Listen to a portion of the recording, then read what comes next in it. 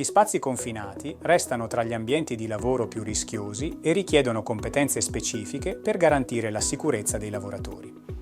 La legge prevede una figura precisa, il rappresentante del datore di lavoro, che deve coordinare e supervisionare le attività negli spazi confinati. Con il nuovo Accordo Stato-Regioni 2025, questo ruolo trova finalmente una definizione chiara del percorso formativo necessario per svolgere correttamente i propri compiti.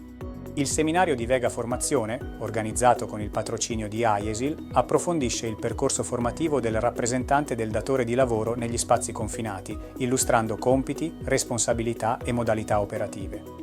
L'architetto Federico Faggin guiderà i partecipanti nell'analisi dei criteri di individuazione, classificazione e gestione dei rischi, mentre l'avvocato Gianluca Rizzardi chiarirà le responsabilità legali, gli obblighi di coordinamento e vigilanza e la colpa organizzativa del datore di lavoro. Al termine del seminario, ai partecipanti sarà rilasciato un attestato valido per l'aggiornamento per ASPP, RSPP e formatori sulla sicurezza. Il seminario è disponibile gratuitamente sul sito vegaformazione.it/seminari.